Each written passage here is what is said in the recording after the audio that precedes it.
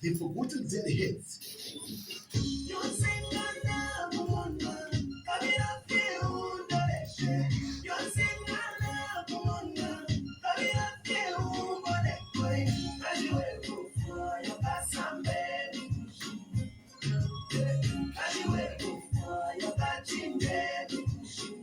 Yes, the old Z jam.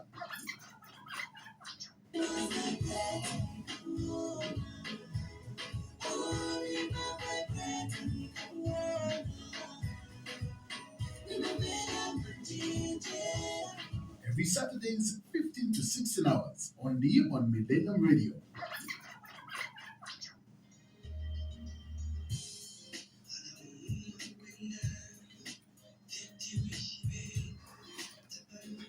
Yes, yes, that's right. Make sure you save your last one.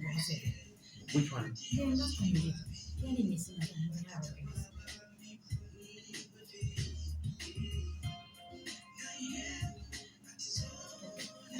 It's the mature time of Zambia music only on Millennium Radio.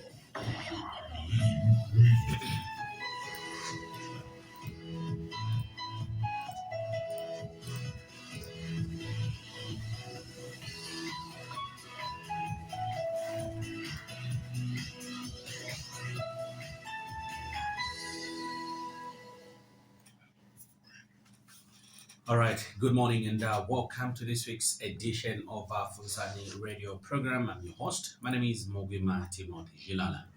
On today's edition of the program, we discuss an important topic that affects many people, especially the young, who use social media every day. And the topic of discussion this morning is freedom of expression under threat on social media?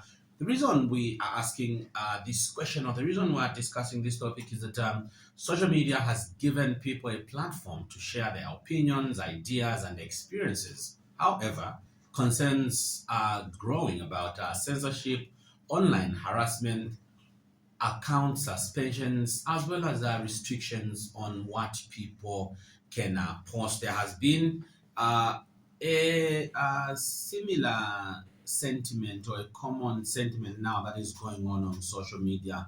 And that phrase is that I don't have a lawyer, or I can't comment because I don't have a lawyer. So, with that said, are people still free to express themselves online? Or is freedom of expression slowly coming under threat? How can we balance free speech with the need to prevent hate speech, misinformation, and online abuse? So, to help us understand this issue, we are joined by a civil rights activist and a young person who have been directly affected by restrictions, or who are users of social media and may be directly or indirectly affected if there were restrictions. So stay with us as we explore this important conversation. And with that said, help me welcome and introduce our guests. We start with civil rights activist Maiko Zulu. Good morning and welcome to the program. Good morning, Comrade Chirala, and thank you for having me on the program. It's always a pleasure. Help us also introduce and welcome a young person, a youth, Daniel Banda. Good morning and welcome to the program. Good morning and thank you for having me. Indeed. So, but as we get into this discussion, there are some facts that we gathered, and just about now, let us just listen to a fact box courtesy of the Millennium Radio Funsani production team. So let us just have a listen to a fact box in regards to this topic of discussion. But before then, maybe we can first get into discussion, then we can listen to these facts. But first and foremost, let us first hear from you, Mr. Zulu. What does freedom of expression mean in today's digital world? Thank you so much, and good morning to the listeners out there. Freedom of expression in today's world is not different from freedom of expression a century ago, in the sense that, you know, the basics are the same, just that, you know, today, you know, instead of people expressing themselves on top of a mountain or, you know, up a tree, today people can express themselves literally from the palm of their hands, you know. So the digital world, you know, has transformed the world to an extent where, you know, people are now able to live, you know, a sort of a physical free life, you know, where you don't interact physically with the world out there, but you're still out there, you know, buying products, for example, you know, doing business, getting your degrees online, and expressing yourself. And you know, now with the many platforms that we have, the social media platforms that we have, expression is very easy. You know, just a click of your finger, you know, you are able to either, you know, utter or write things that are responsible or things that are irresponsible. And unfortunately, usually the result is irreversible. So whatever you put out there, you know, you know, it's the consequences are a bit different from the physical, because sometimes I can, you know, say derogatory remarks towards you. We are the two of us, you know, and it ends there. You know, if in court, you know, it's your word against mine, you know. But today, you know, if I send you something, you know, to an extent, you know, where I defame you or things like that, and I quickly want to delete it, you know, it's very difficult in today's world. So that is why, you know, a lot more caution, I think, needs to be exercised now than before. And, you know, in my era, you know, cases like assault, you know, defamation of character and things like that were rare. You know, assault was not even a case. Yeah, if you pick a fight, you know, it ends there, whether it's at a pub or, you know. Or even at school, has to wait there was to knock off. Yes, you know, to say, okay, we'll meet where we meet for fight. You know, so there were no provisions, you know, to protect citizens. But as time goes on, you know, now there are provisions even to protect citizens online. You know, there are laws, you know, that are there, you know, to monitor what you do online, just as there are laws that are there to monitor what you do in the physical space. All right, Daniel, let us hear from you. What's your overview in regards to freedom of expression on social media? You know, one thing that we need to understand is, first thing first, let's understand what this thing is. You know, freedom of expression, this is the rights that we have as people to hold opinions and also share ideas freely without any interference. And so those ideas or opinions that you are sharing, you need to understand that they need not to affect the other person. And so if you are putting out something out there which is not affecting the other person, you are at liberty to do that because you're expressing yourself and also expressing your ideas. And just like Mr. Zulu said, now it's very easy for any person to communicate freely and also in time or in real time because of social media. So it has given us that platform to communicate, and a wider community is able to get everything that we're saying. When it comes to freedom, this is one thing that we need now to talk about. If we're really free to communicate those ideas freely or not, or if they are being censored. Yeah. All right. So the Millennium Radio Fozani crew did gather some facts about this topic of discussion. Let us just have a listen to what they brought for us. Is freedom of expression a threat on social media? Did you know that social media has become one of the world's biggest platforms for free expression, allowing billions of people to share opinions, news, and ideas instantly?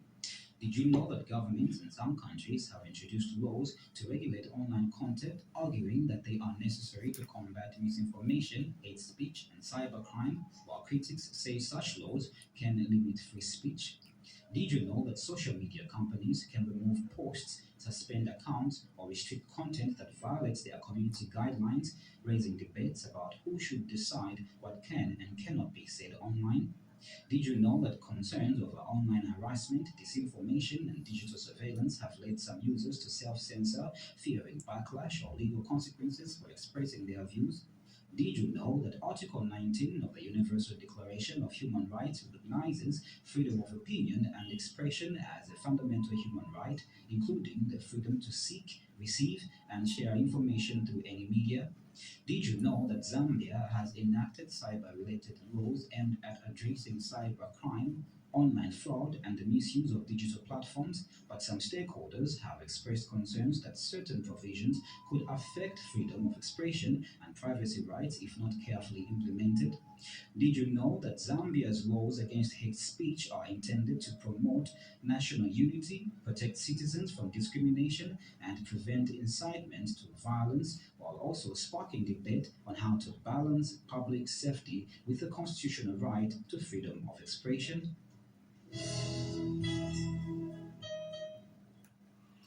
All right, so that was the fact box for this week, courtesy of the Millennium Radio from Sunny crew or the production crew. Back to you, Mr. Zulu. The fact box did touch on a critical component, which it did single out two laws, which have become quite commonly used the last few years in Zambia. The hate speech law, which I understand is less than 2 years old, but it has been used and it's been applied, as well as the Cyber Security Act of 2025, as well as the Cyber Crimes Act of 2025, which actually replaced the earlier law, which was initially ascended to in 2021. I think sometime in May by the late President Edgar Lungu by the PF administration. But that law has since been enhanced with which is now called the Cyber Security Act, as well as the Cyber Crimes Act, which seems to be used in order to perhaps regulate the use of mobile phones, computers, digital technology, as well as other cyber-related crimes. With that, earlier on, I did mention a common phrase that I'm sure you've come across. I don't have a lawyer. So with that said, what do you make of some of these laws that border on speech, especially in relation to the cyber laws? First of all, I need to declare I don't have a lawyer. That's a good one. Yeah, very, very interesting, because I think, Zambia is a country that is developing in terms of the use of the digital space. And also on the other side, in terms of the politics of the day, for example. Yeah. Because a lot of people, when they say I don't have a lawyer, most of the times, they refer to statements that they are not able to make, that may land them into trouble with the authorities, the law enforcement agencies. Yeah. So I think your fact-finding team also told us, that these laws have been enhanced, the cyber crimes and cyber security laws. So what does this do to a country that is not fully trustworthy of authorities? Yeah. First of all, it instills fear in the citizens, because you begin to wonder whether if the law gives the state, for example, the right to your privacy, what does it take away from you, or what does it give you? What are you trading? So there's two sides to these laws. There is obviously the protection side. It's necessary, that people are protected online, because yes, there are trolls online. There are people who are going to defame somebody, thinking that they cannot be touched. And I see a lot of this, especially in our political space, where some people, unfortunately, some of them are even outside the country. They've used social media sometimes to misinform or to disinform. So it's necessary, that lawmakers enact laws, that are going to protect citizens from online cyberbullying, online crimes, and particularly children. I think we have seen a lot of pedophilia, that has been promoted using online platforms. Of the Jeffrey Epstein issue, for example. These are issues that really happen. So as Zambia, we cannot isolate ourselves from the things that are happening, in other countries, because they are obviously likely to happen here, or are likely already happening. So how do we protect our children? How do we protect innocent citizens who are just there online, to follow the news, for example, or just, to extend their social platform online, because remember, the online platform is just an extension of the in-circle that we had. Those days we used to sit around the radio, listen to Ifiaukaya or things like that. Now that platform has expanded online. So protection is necessary.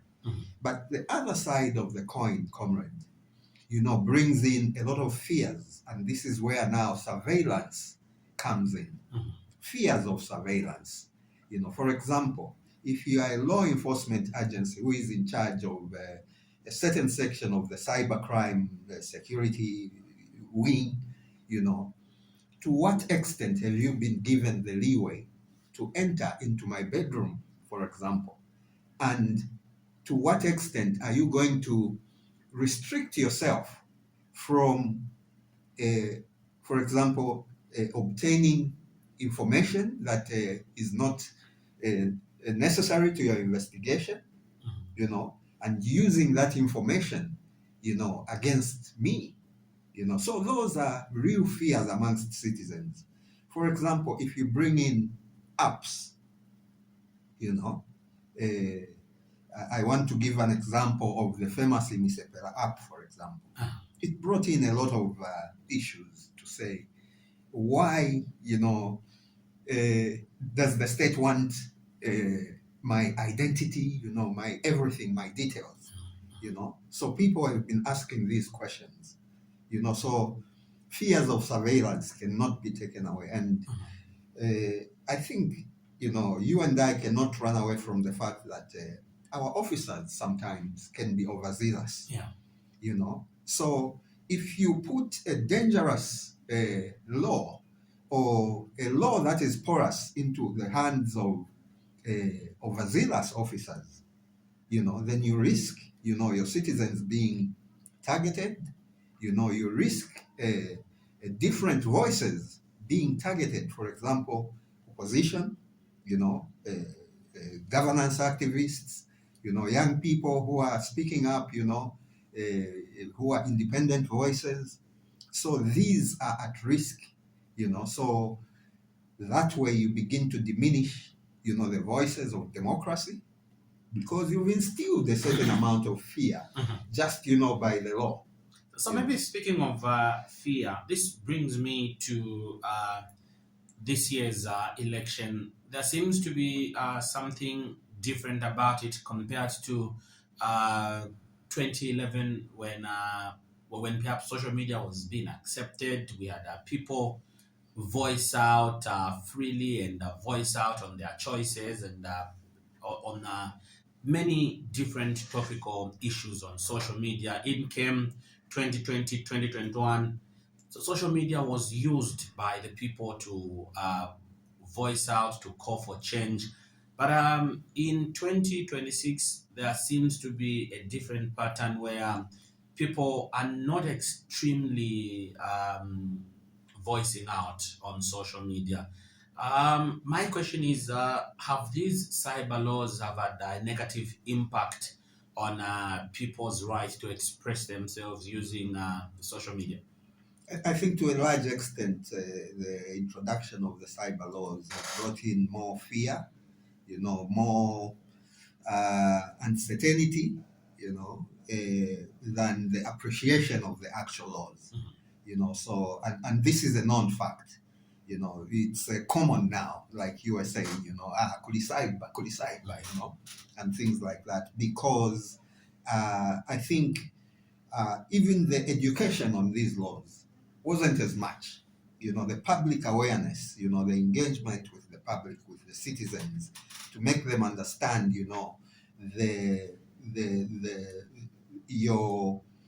your thinking of bringing these laws and why they are critical at this time.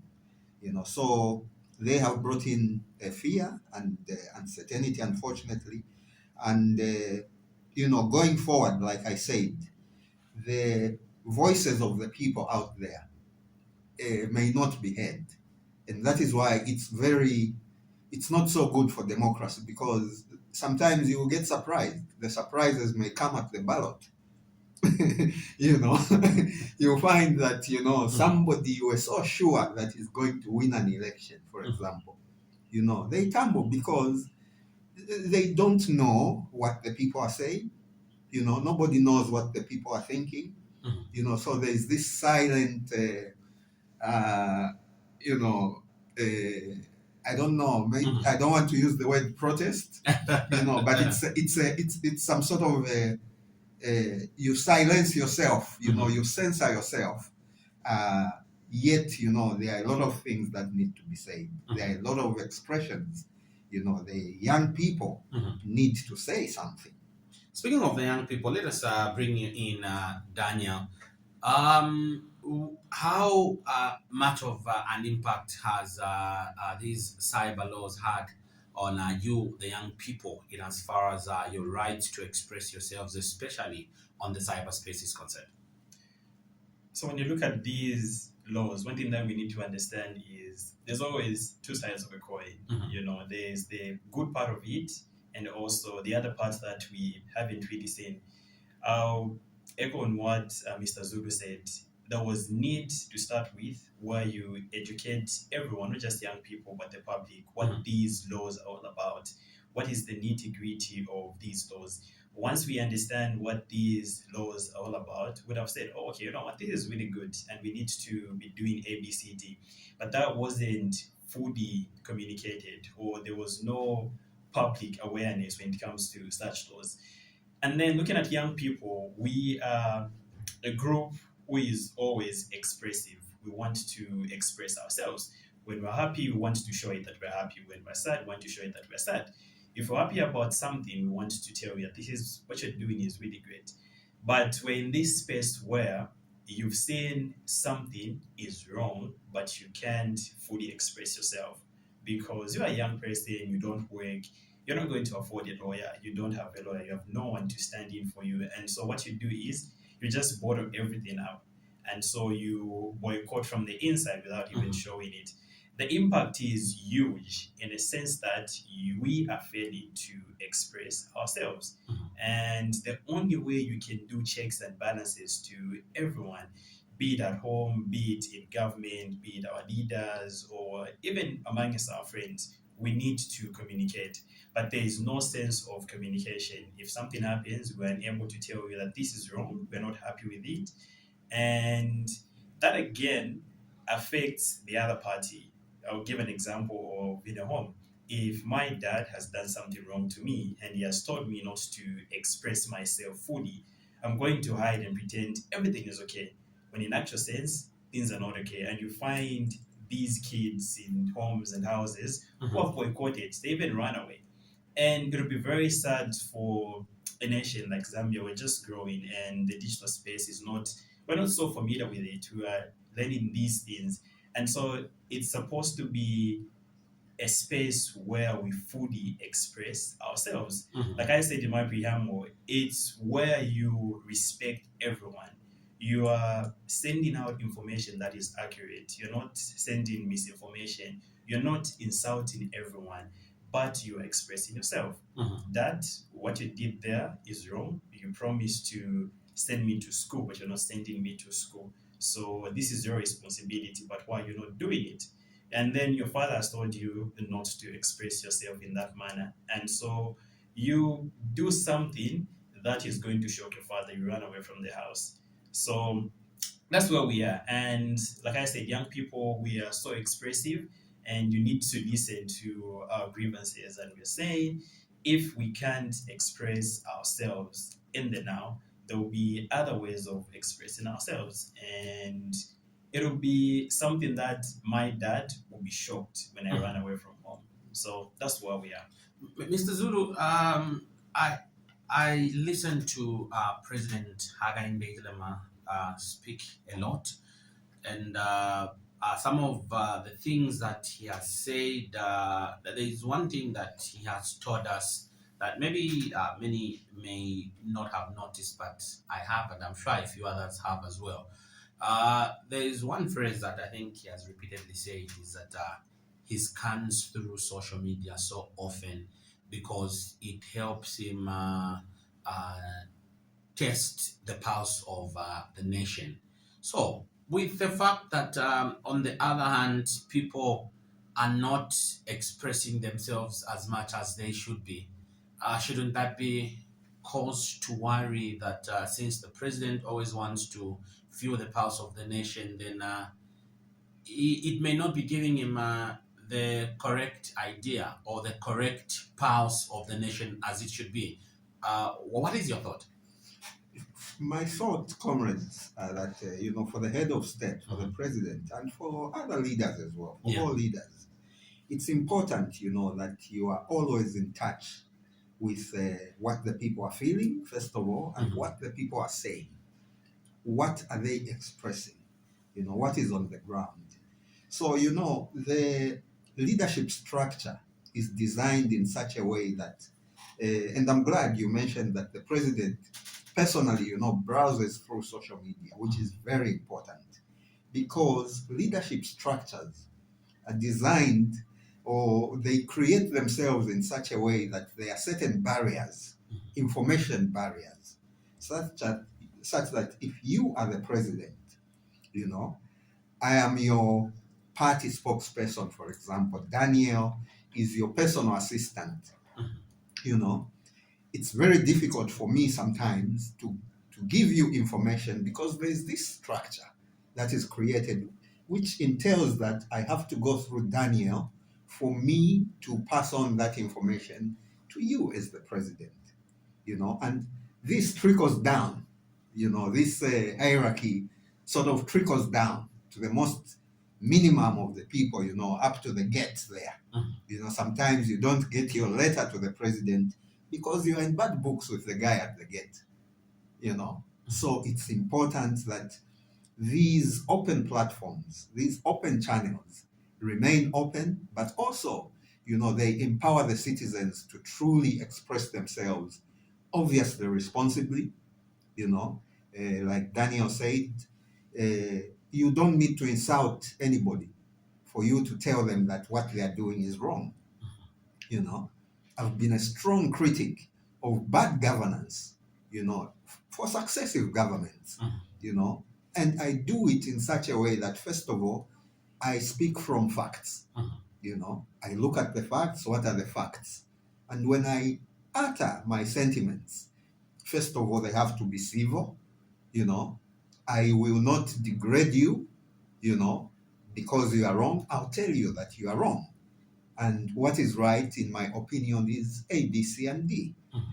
So that shouldn't be cause for you, to get annoyed, if you are a leader. And that is why I insist that, these open channels are very important for leadership, because that way you are not going to depend on, the censored information. Sometimes, Daniel may be doing a good thing, I may have insulted you as president, but Daniel is trying to do his job to, to be polite, Yeah. But sometimes, it's important to get the real facts. If the people are angry, it will do you good as a leader to really know that, oh, the people are angry, and why are they angry? Then that way, you are able to address their issues in an appropriate manner.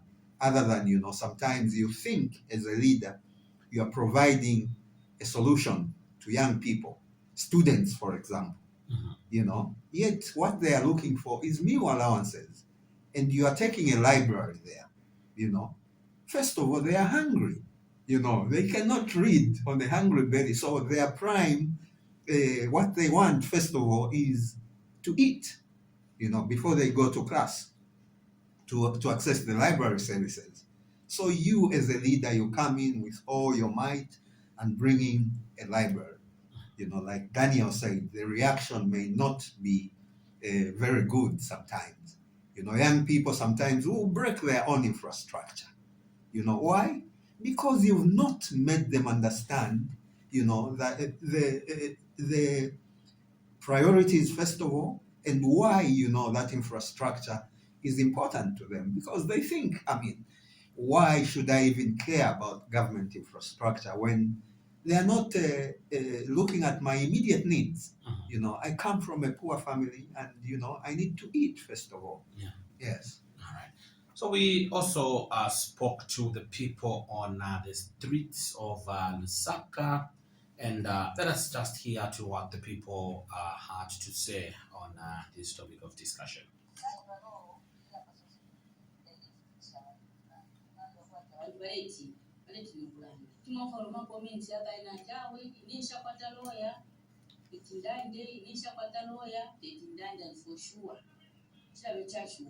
When you have a situation where there is no control, then people begin to abuse things, right? So you can abuse the social media, like you say, there is social bullying. In social media, people can bully others, and take advantage and also mislead people. We can have such in terms of self-expression, since we're still youth and still growing, so there are some needs that we need. So that should also be the right for us to talk about our needs. All right, this is what the people had to say on the streets of Lusaka. You can also have your say. We're also live on our Facebook page. It's Millennium Radio 90.5 FM. You can drop us your comments and contributions on the page, or you can alternatively give us a call. The numbers that you are calling us on is 0962 870921. 0962 870921 is the number that you are calling us on. The topic of our discussion this morning is freedom of expression under threat on social media. Have your say.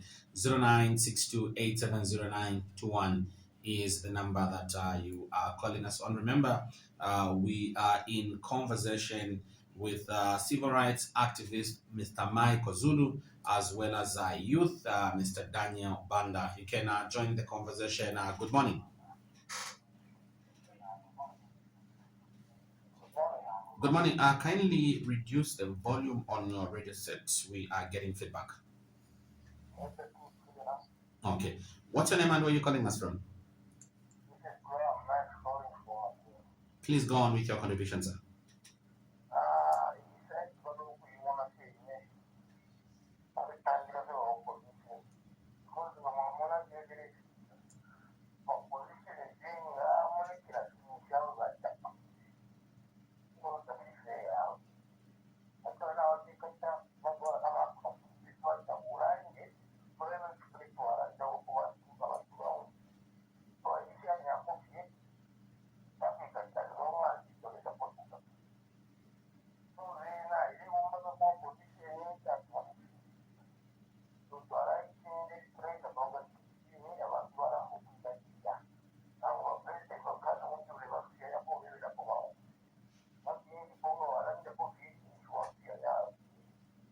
Twatata. Thank you very much for that contribution. 0962870921 is the number that you are calling us on. You're through to Funsani. Good morning. And Mwash, okay. Achansa Kundola, please go on with your contribution.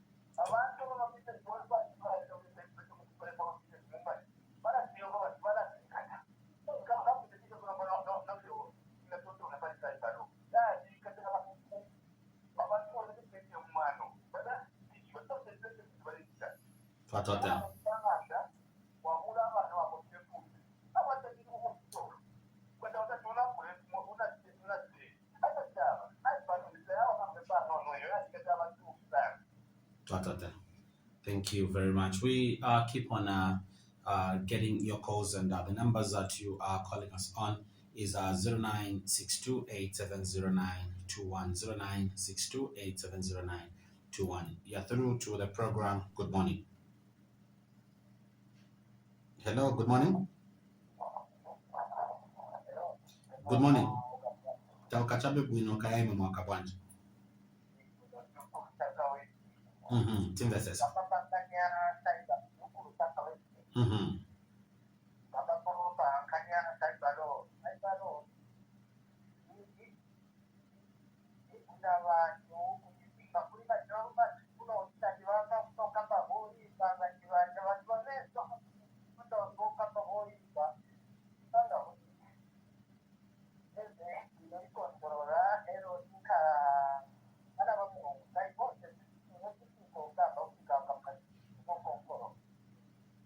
Zicom.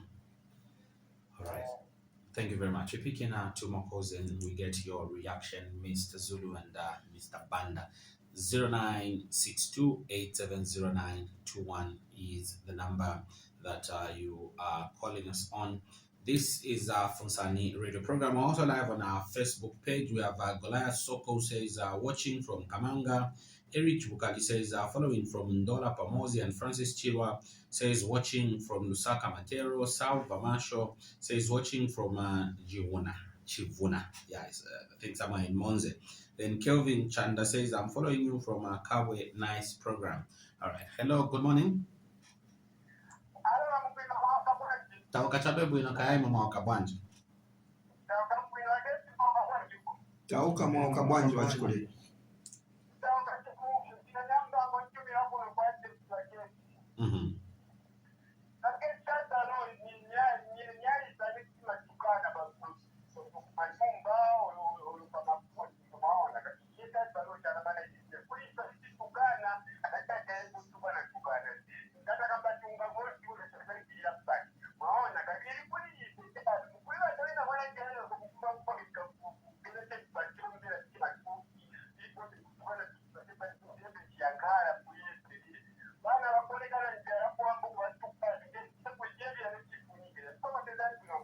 All right, thank you very much. 0962870921 is the number that you are calling us on. We're picking one more call. Good morning. Good morning to you too. Mr. Mela in Kawe Central, please go on with your contribution. Mkwae mwabo mlani mkwae.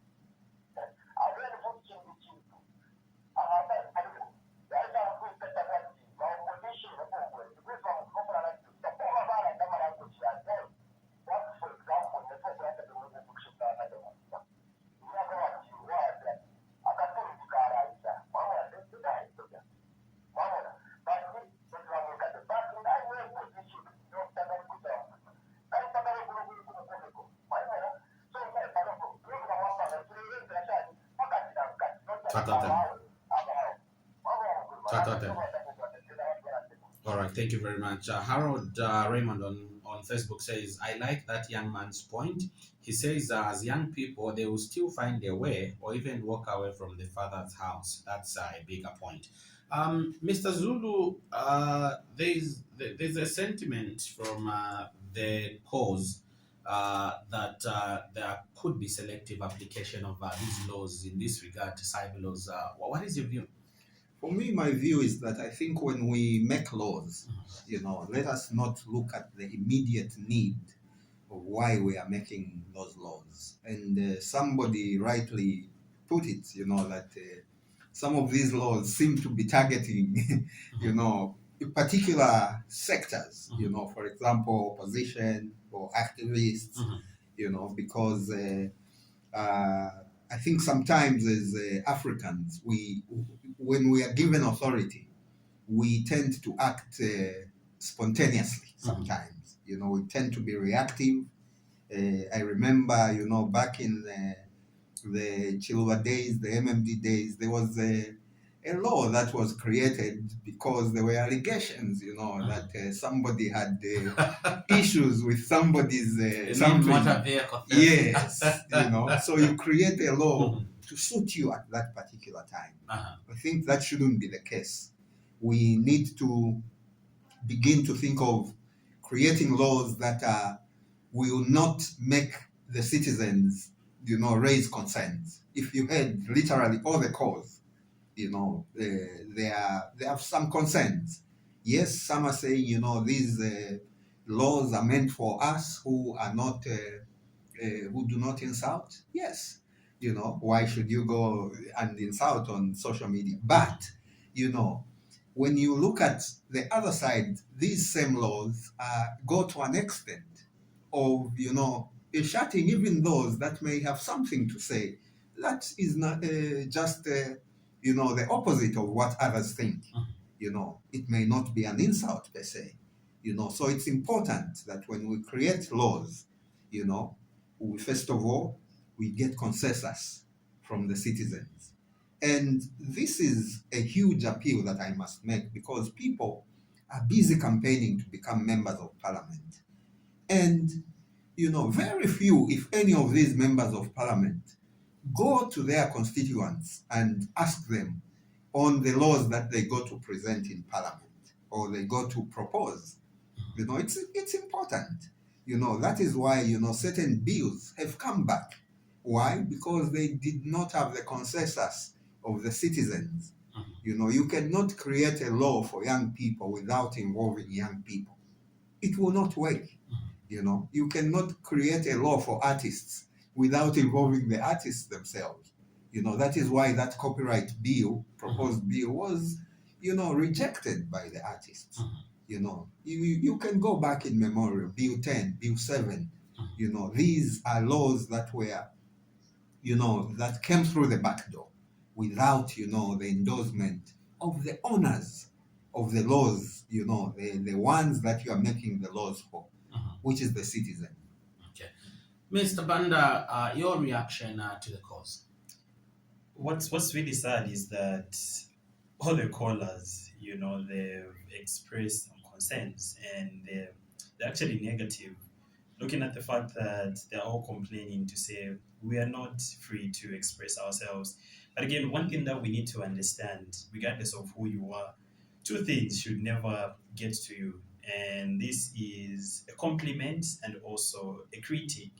These things should never get to you. And I'll go back to our leaders. If you're receiving compliments, because those are things that you want to hear from the public and you think you've arrived, but not knowing that these compliments are censored. Then the other thing is critics. These things, again, should never really get to your heart. Because when I criticize you on something, I want you to do better. I want you to learn. But in this case, where there are these cyber laws, I'm not going to criticize anyone. I'm not going to give anyone a positive criticism because I'm afraid if I do it, I'll be arrested. And so looking at all these callers, they're saying we are failing to express ourselves. We are failing to criticize our leaders. The first scholar said something profound, and I'll give an example of him saying, we'll be able to do this on this date. It's like you're at home, you are failing to talk to your father, and you're just waiting for your mother to come back. And that's the only time you're going to express yourself.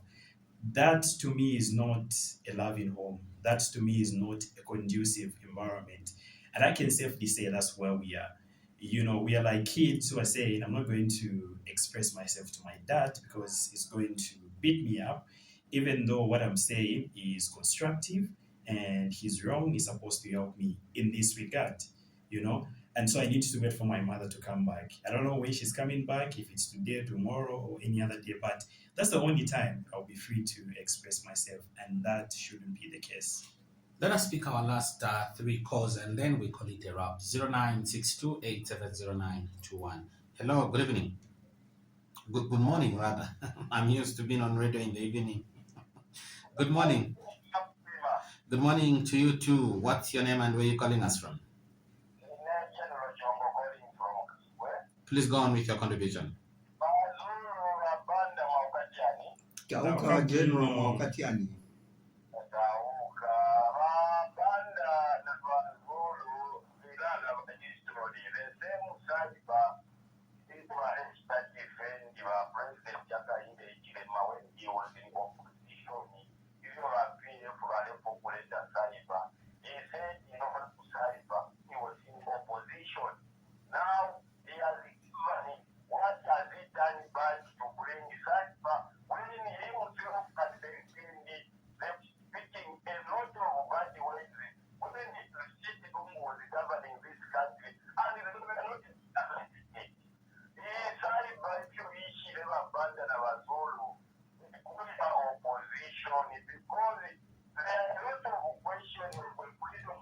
Fatotela.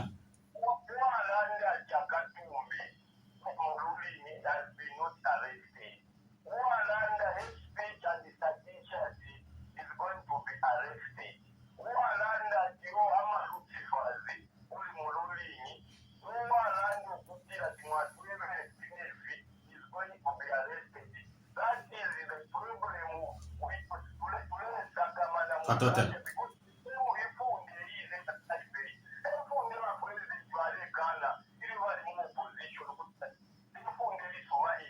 Thank you.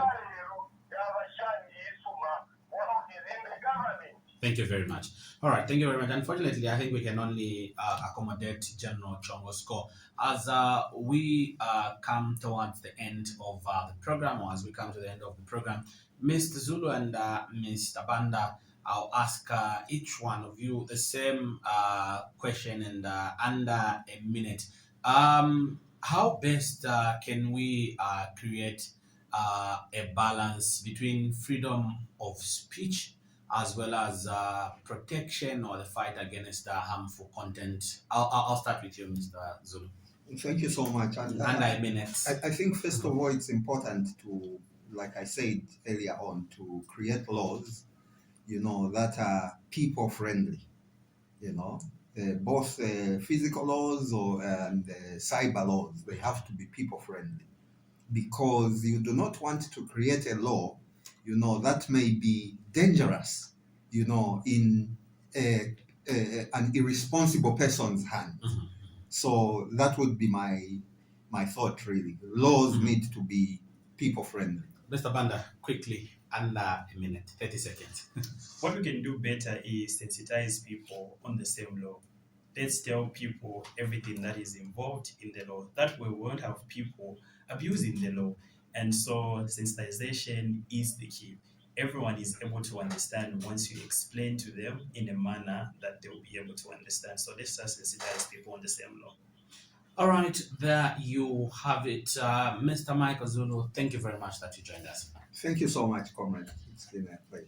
Daniel Banda, thank you very much that you joined us this morning. Thank you so much, sir, for having us. All right, this is where the program comes to an end. This has been a Funsani radio program.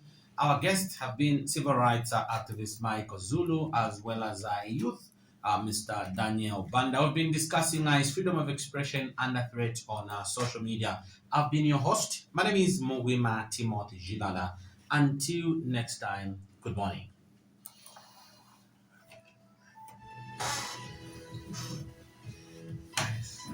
Thank you very much. Thank you so much. It's been a very insightful discussion. Thank you. I'm coming on to get the picture with you.